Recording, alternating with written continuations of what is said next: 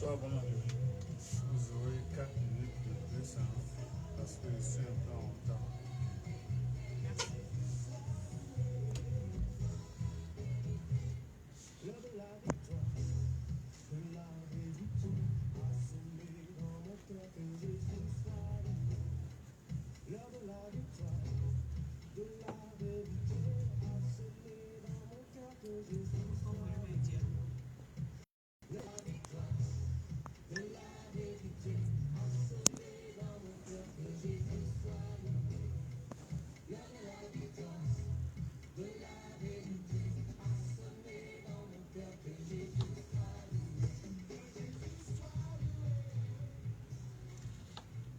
Chers auditeurs, chères auditrices,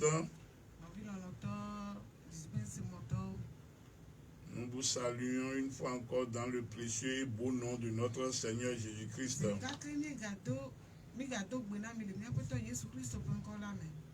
Ce soir, nous sommes encore au rendez-vous de cette émission que nous avons dédiée l'heure de la victoire et de la vérité.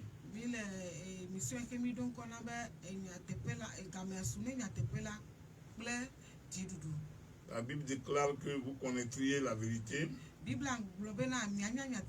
et la vérité vous rendra libre. Alors nous sommes en train de parler sur les autels de famille, les mystères des autels de la famille. Alors ce soir, pour commencer, j'ai à mes côtés pour l'interprétation ma charmante épouse, maman pasteur Jonas, pour la prise d'image. C'est mon fils Thomas qui est en train de prendre nos images. Et en direct au micro,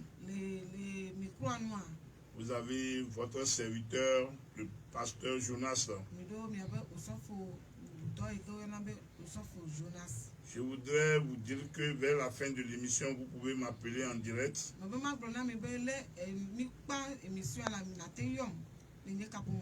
Sur le 92 10 27 27. 92. Ou encore sur le 96 67 27 27.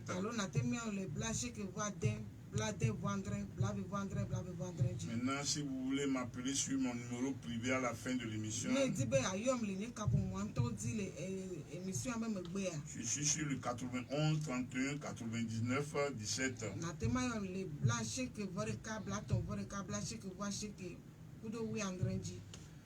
Bien amis dans le Seigneur, le mardi passé, nous sommes en train de voir l'autel que Terah, qui est le père d'Abraham, a établi dans cette famille. Et au moment où Dieu avait appelé Abraham, Dieu lui a fait comprendre qu'il doit se séparer de la maison de son père. Il doit se séparer de son père. Il doit se séparer de sa patrie et de sa nation. Mais comme c'est Terah, le père d'Abraham, qui est l'auteur de tous les mâles de la famille,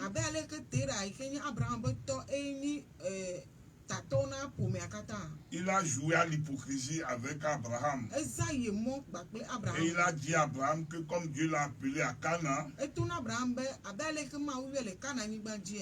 il va l'accompagner lui-même. Et ce que nous avons expliqué le mardi passé,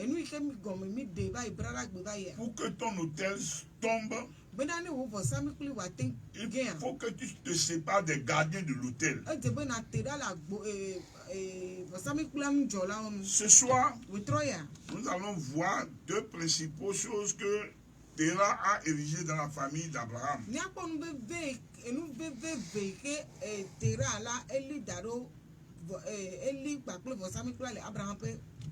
La première chose que nous allons voir est que dans cette famille, ce que l'autel a établi, toutes les femmes de cette famille ne vont pas avoir d'enfants. La stérilité. La deuxième chose que nous allons voir, dans cette famille, si la grande soeur ne se marie point, la petite soeur ne va jamais se marier. Ce que beaucoup de femmes vivent aujourd'hui. Parce que leurs grandes soeurs ne se sont pas mariées. Elles aussi ne sont pas mariées. Mais elles pensent que c'est naturel. C'est un autel qui parle en ta faveur. C'est un hôtel qui travaille en ta défaveur plutôt. Mais nous allons repartir sur le texte que nous avons vu la dernière fois. Nous avons expliqué que dans le livre de Genèse chapitre 12, que Dieu a appelé Abraham. Et lui a dit de sortir de la maison de son père. Maintenant, en sortant, celui dont il doit se séparer, c'est celui-là qui prend le contrôle du voyage. Et la Bible nous dit dans le livre de Genèse chapitre 11, le verset 31,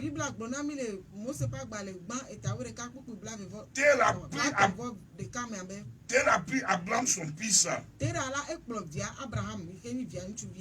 Sarah et sa belle-fille.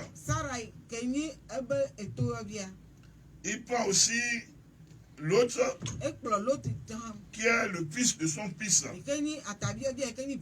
Et la Bible dit qu'ils sont sortis d'Ur en Chaldée. Ils sont sortis en Ur en Chaldée.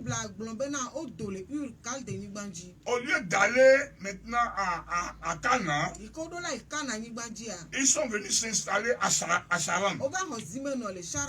Qu'est-ce que je veux dire par là? Nous allons dire que le papa d'Abraham, il prend le contrôle de toute la famille. Et c'est ce que beaucoup de femmes vivent aujourd'hui. Ce que je veux surtout expliquer, il y a des femmes qui se sont mariées. Et une fois qu'elles se sont mariées, la mère de leur mari prend contrôle de toute la famille. La belle-mère vient seulement pour un séjour d'une semaine ou de 2 semaines. Et elle vient s'établir. Elle vient s'asseoir dans la maison. Et tout ce que l'homme doit faire à sa femme, elle doit passer d'abord par sa mère. Si l'homme doit manger quelque chose aujourd'hui, c'est sa maman qui doit décider de ce que l'homme va manger. J'ai des soeurs en Europe, aux États-Unis aujourd'hui. Mais malgré que les parents sont en Afrique, la belle-mère peut-être est ici au Togo. La belle-mère peut-être au Bénin, à Cotonou. Mais vous habitez l'Europe. Toi, tu vis avec ton mari en Europe. Mais tout ce que ton mari doit faire dans la maison, ton mari doit demander à sa mère en Afrique d'abord. Je voudrais t'expliquer que c'est un hôtel. Il y a beaucoup de femmes qui souffrent dans cette situation. Il y a beaucoup de femmes qui sont allées voir des pasteurs pour sortir de cette situation. Mais je m'avais te dire que la prière seule ne suffit pas. Dans les jours à venir, quand nous allons rentrer dans l'hôtel de Gédéon, l'hôtel qui s'est levé contre Israël et Gédéon, vous allez comprendre que la prière seule ne suffit pas. Il faut d'abord renverser l'hôtel. Il faut après bâtir notre hôtel. Donc, bien aimés des chers frères auditeurs, je voudrais vous dire que vous qui souffrez de cette situation, vous devez vous rapprocher de moi. Parce que tout ce que moi je fais dans l'œuvre de Dieu, je l'ai déjà dit dans le livre de Matthieu chapitre 10, le verset 8. Le Seigneur Jésus-Christ m'a envoyé pour ressusciter les morts, pour renverser les autels, pour chasser les démons, pour rendre pur les lépreux. Mais il m'a dit, mon fils Jonas, puisque je t'ai donné gratuitement, toi aussi donne gratuitement. Nous savons que l'œuvre de Dieu c'est de l'argent. Mais on ne vend pas Jésus. C'est pourquoi j'invite les soeurs qui vivent cette situation, que je reçois tous les mercredis de 9h à midi.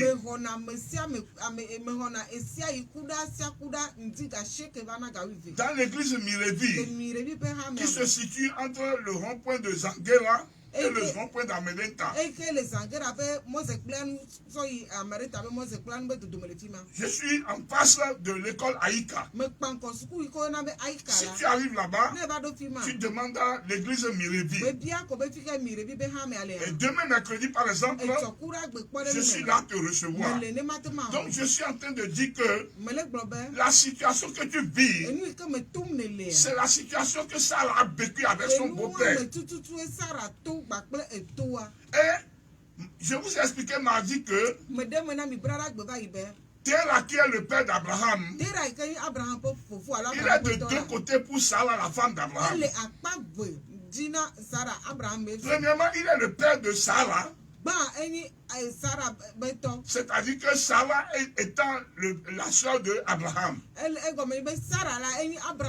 Mais du deuxième côté, il est devenu le beau-père de Sarah. Et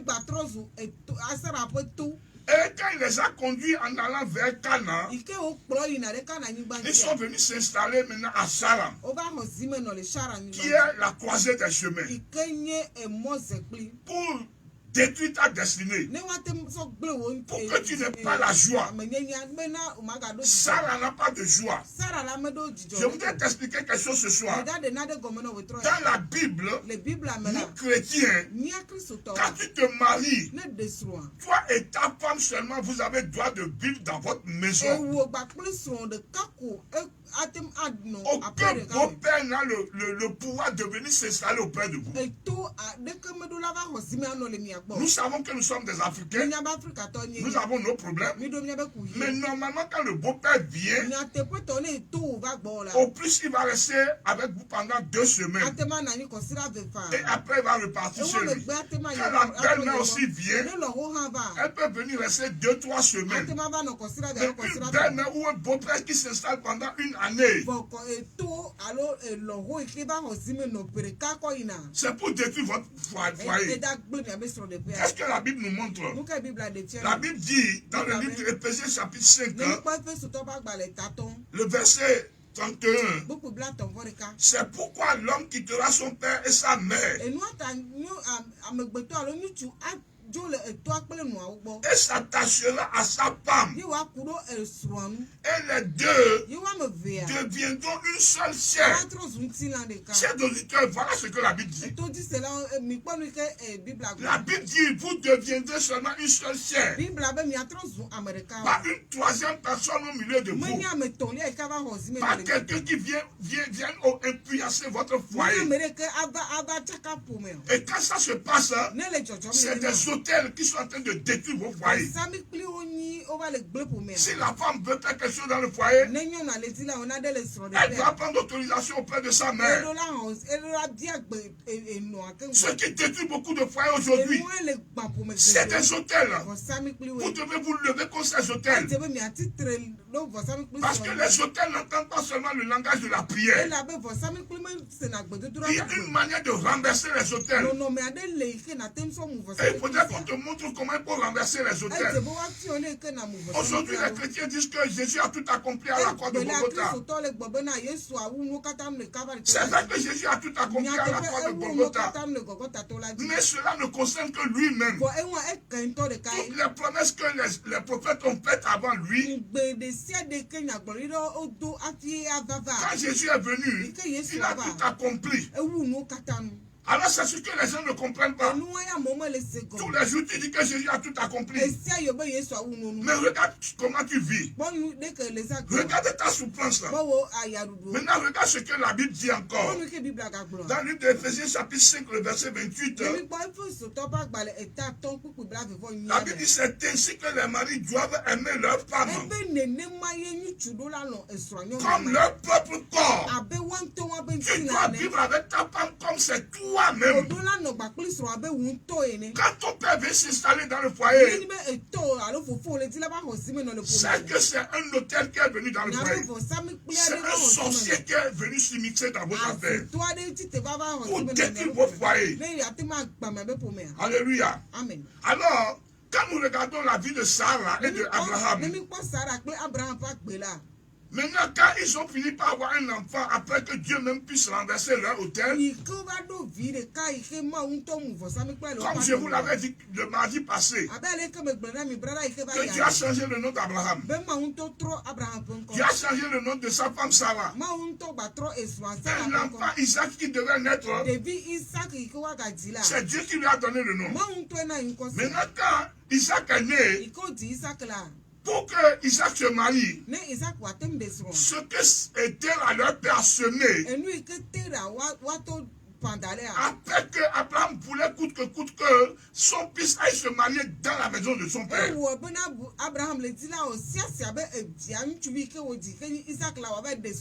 il a envoyé son serviteur Eliezer dans son pays. Mais en ce moment, ils étaient où? Ils ont déjà quitté Ur en Chaldée. Et leur papa est venu s'installer à Salam. Et Salam, il a renforcé ses hôtels là-bas. Il a renforcé sa sorcellerie là-bas. Et quand on voulait marier une femme pour Isaac, quand Eliezer est parti dans le village, la Bible dit dans le livre de Genèse chapitre 24, le verset 15, il dit Eliezer n'avait pas encore fini de parler que sortit sa queue sur l'épaule Rebecca, née Bethuel, fils de Milka, femme de Nachor, frère d'Abraham. Qui est cette fille? Qui est cette Rebecca? La Bible explique bien que le père de Rebecca s'appelle Bethuel. La femme de Bethuel s'appelle Milka. Et Milka a eu comme mari Nachor.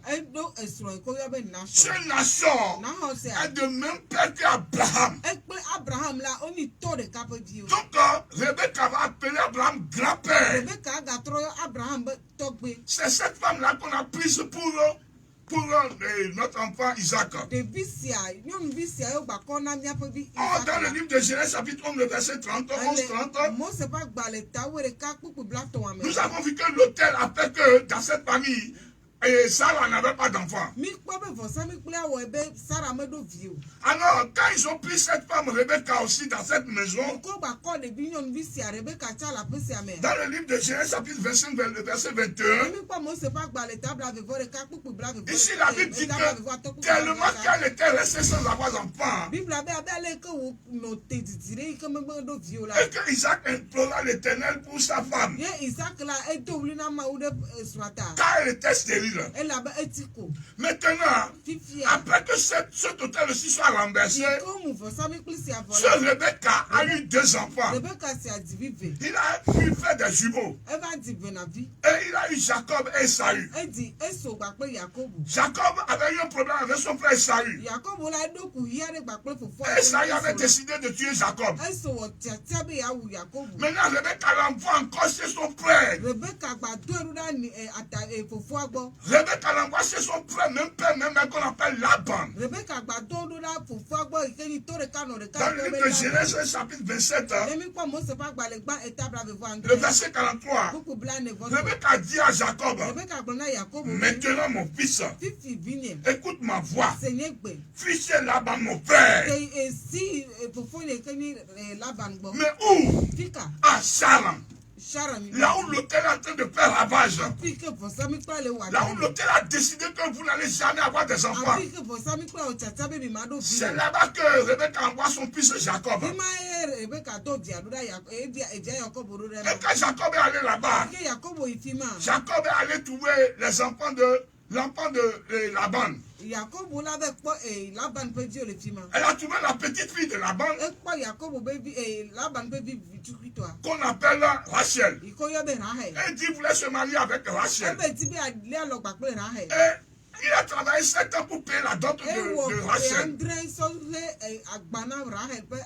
À la fin de ces 7 ans, son beau-père qui est Laban l'a trompé. Et il a donné la grande fille qui est Léa et il a voilé la fille là, et a donné à Jacob. Il a demandé à Jacob de ne pas enlever le voile avant de rester avec sa fille. Le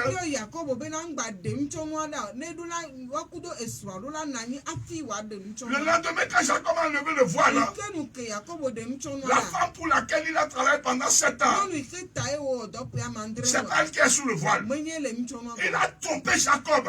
Voilà encore un autre hôtel qui est en train d'être dirigé. Ce que je vais t'expliquer ce soir, Jacob s'est mis dans une colère. Et il allait voir son beau-père. Il dit, que m'as-tu fait ainsi? Que m'as-tu fait ainsi? Pourquoi tu vas me faire ça? Est-ce qu'il est possible que tu me fasses ça? Regarde ce que Laban va lui dire. Dans le livre de Genèse chapitre 29, le verset 26, Laban lui dit, ce n'est point la coutume dans ce lieu. Ce n'est pas la règle qu'on respecte dans ce lieu. Ce n'est pas la coutume dans ce lieu de donner la cadette avant l'aîné.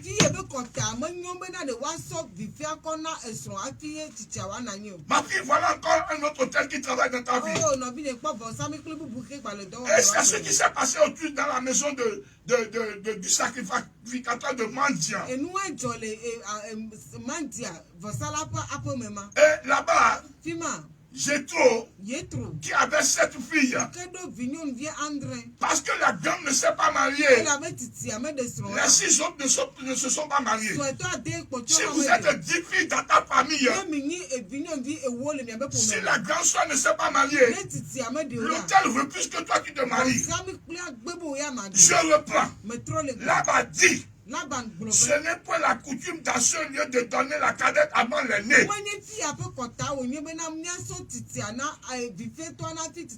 Dans notre village, ce n'est pas comme ça que ça se passe.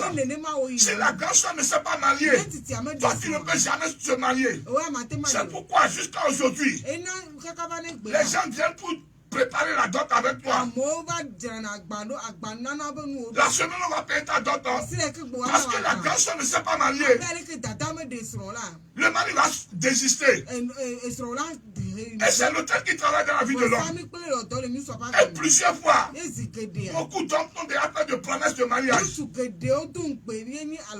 Et aujourd'hui, tu es toujours là où tu es. Je vais te dire que c'est l'hôtel.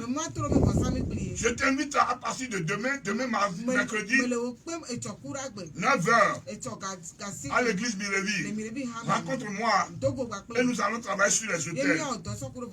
Je veux maintenant recevoir les appels.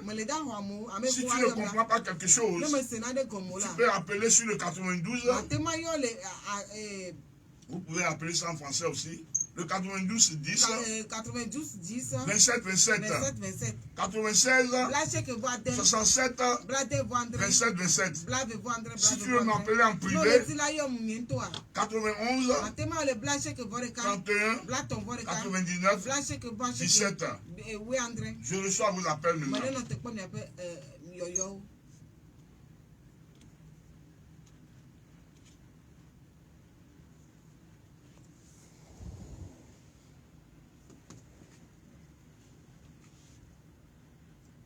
L'hôtel de famille. Ce qui fait que tu souffres dans ta famille maintenant. Ta belle-mère est venue s'installer dans la famille. C'est un hôtel. Pour que tu manges, c'est ta belle-mère qui commande. Ce n'est plus que tu es dans un mariage. C'est comme si tu es devenu une domestique. Depuis que cette femme est rentrée dans la maison, tu n'as plus la joie au cœur. Je veux te dire que c'est un hôtel. Si tu veux comprendre, appelle le pasteur Jonas au 91 31 99 17. Mais actuellement, si tu veux m'appeler en direct, c'est le 92 10 27 27. Allô? Oui, allô ma fille, comment ça va? Ah, maman Abigail, comment vous allez? Amen, mi fona mnyodea. Amen, ma on est de mi hanselo. Amen, ma on est si aminamilo. Amen, bye. Je suis au 92 10 27 27. Mais le blaché que vous avez, et vous blave vendre. Allô, blaché que vous avez, blave vendre. Si tu veux comprendre les choses sur les hôtels, la Bible dit vous connaîtrez la vérité. Et la vérité vous rendra libre. L'hôtel, c'est le plan du diable. Le diable est ténèbres. Je suis au 92 10 27 27. Si tu veux comprendre quelque chose sur l'hôtel, le 96 67 27 27. Oui. Je suis en train de te parler sur les hôtels de famille. La manière dont les hôtels font mal aux familles, aux foyers. Oui, allô? Oui. Monsieur Emmanuel, comment vous allez? Que le Seigneur vous bénisse. Que le Seigneur vous soutienne abondamment. Amen. Amen. Amen. Ah, je suis aussi très heureux de vous avoir au téléphone. Que le Seigneur continue de vous garder. Qu'il vous épargne de tout hôtel de famille au nom de Jésus. Amen, mon fils. Bye, je suis au 92 10 27 27.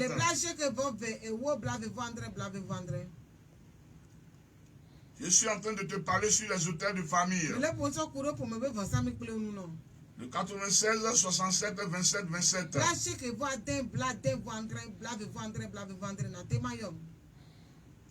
Chers auditeurs, chères auditrices,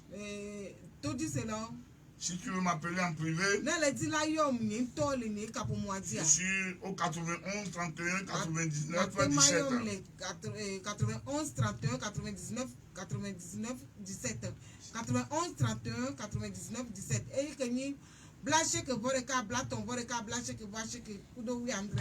Si tu es en famille maintenant, c'est ton beau-père qui est venu s'installer, c'est ta belle-mère qui est venue s'installer, et que tu n'as pas la paix du cœur, sache que ce problème ne peut être résolu si tu ne détruis pas l'hôtel de famille. Même s'il part aujourd'hui, demain il reviendra. Tant que l'hôtel ne sera pas renversé, demain tu le verras. Si tu es dans la famille et que tu as plusieurs sœurs et toi tu ne t'es pas encore marié, c'est un hôtel. Je suis toujours au 92 10 27 27. Chers auditeurs, chères auditrices, je voudrais vous annoncer que nous tirons tout doucement vers la fin de l'émission. Pour tous ceux qui ont essayé de m'appeler et qui ne m'ont pas joint, nous recevons tous les mercredis de 9h à midi à l'église Mirevi de Sanyame.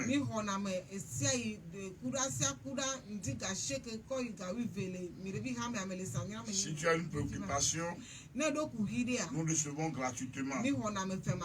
Alors je voudrais vous dire que nous tirons tout doucement vers la fin de l'émission.